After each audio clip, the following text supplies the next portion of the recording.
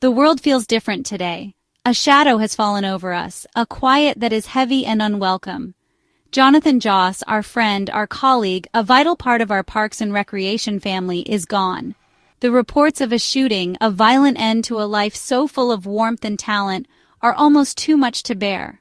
We, the cast and crew, the people who spent years building a fictional town called Pawnee, found ourselves in a very real and very painful reality. The laughter that usually defines our interactions has been replaced by hushed tones and shared tears. It's a strange thing, this bond we forged. It goes beyond coworkers. It's a genuine family. The news of Jonathan's passing hit hard, a sudden storm we weren't prepared for. Jonathan was not just an actor who appeared on our show.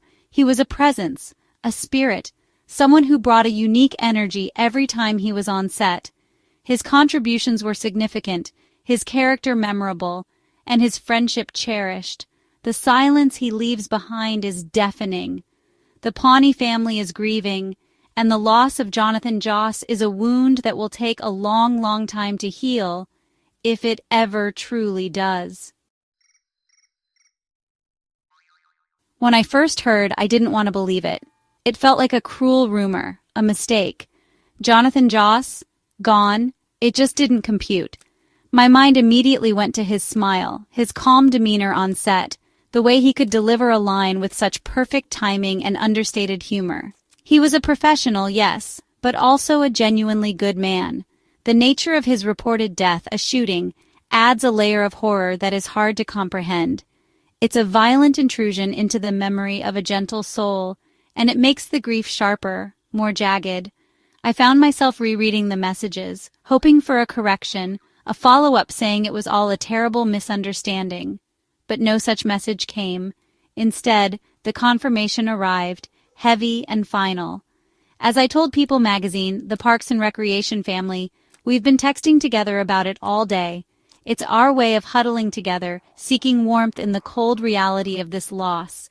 Each text, each shared memory, is a small testament to the impact Jonathan had on us. We are, quite simply, heartbroken. This isn't just the loss of a co-star, it's the loss of a friend. The shockwaves of this tragedy are still reverberating through all of us. The text started early on Monday. A message from Amy, then Rashida, then Aziz, Chris, Retta, Jim, Aubrey. One by one, our phones lit up with the same devastating news. Have you heard about Jonathan? I can't believe it. This is awful. The shared shock was palpable even through text messages. It was an instinctive reaching out, a digital gathering of souls. Scattered across the country, we were together in our grief.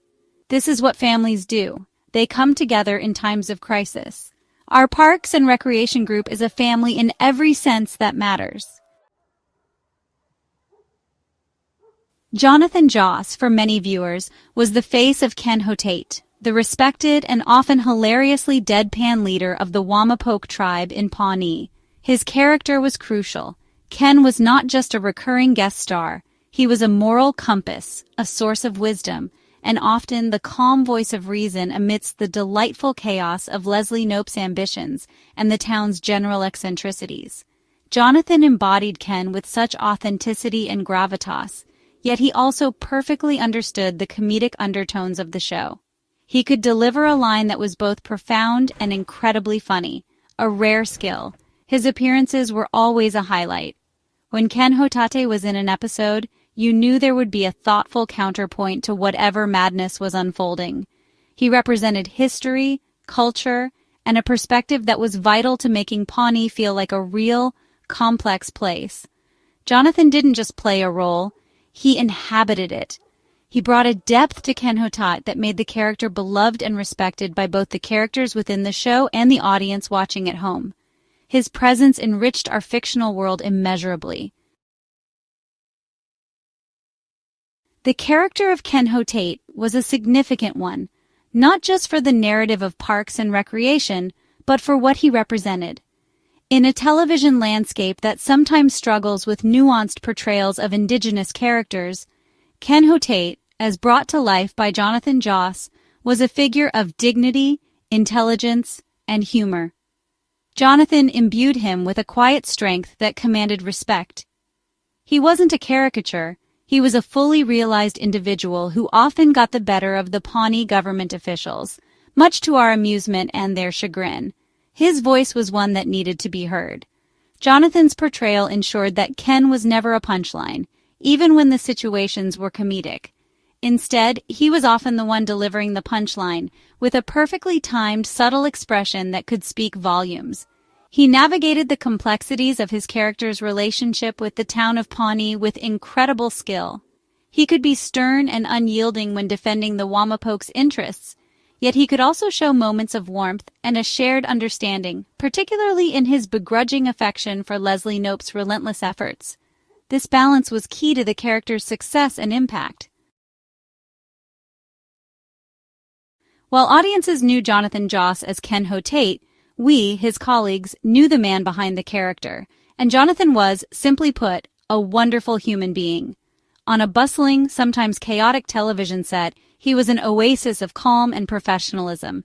He always arrived prepared, knew his lines, and hit his marks. But more than that, he brought a kindness and a gentle spirit that permeated his interactions with everyone, from the stars of the show to the crew members working tirelessly behind the scenes. He treated everyone with respect. He had a quiet warmth that made him approachable and easy to talk to. Between takes or during breaks, he was always ready with a thoughtful comment or a shared observation.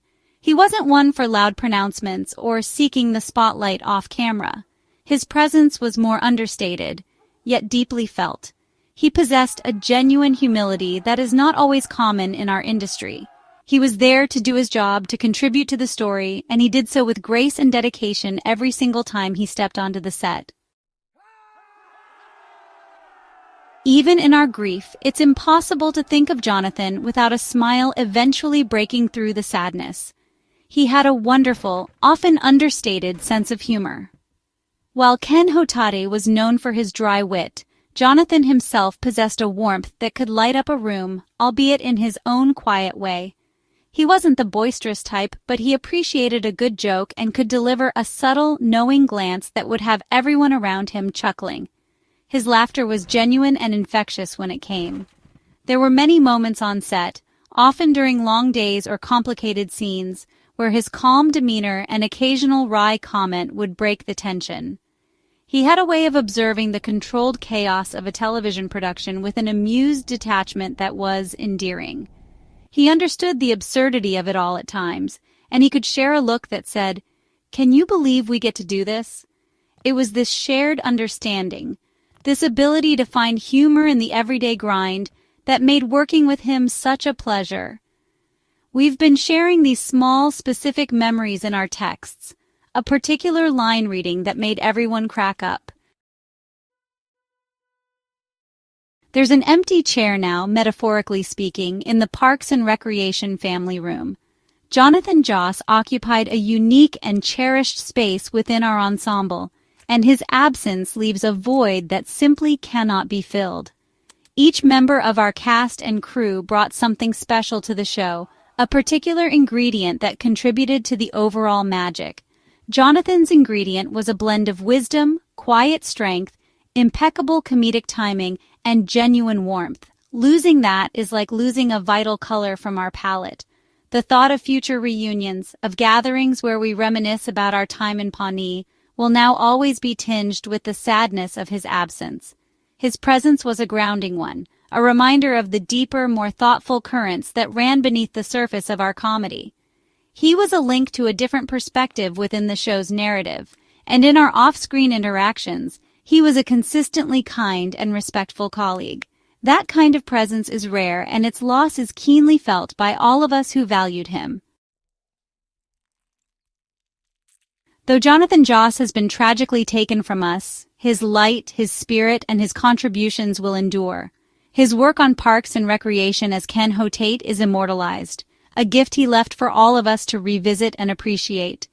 Through those episodes, his talent, his humor, and the dignity he brought to his role will continue to shine. Future audiences will discover Kenhotate and through him get a glimpse of the remarkable actor Jonathan Joss was. His performances will continue to entertain, to make people think, and to bring smiles to faces.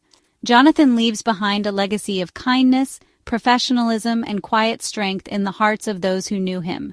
We, his Parks and Recreation family, will carry forward the memory of his gentle nature, his unwavering dedication, and the warmth he shared so freely. He taught us, by example, the value of humility and respect in a demanding industry. These are lessons that resonate deeply, especially now, as we grapple with his loss. His impact on us as individuals is profound and lasting. The sorrow of his passing is immense, and the shock of its circumstances is difficult to process. But as we mourn, we also celebrate the life he lived and the joy he brought into our world. Jonathan Joss will not be forgotten.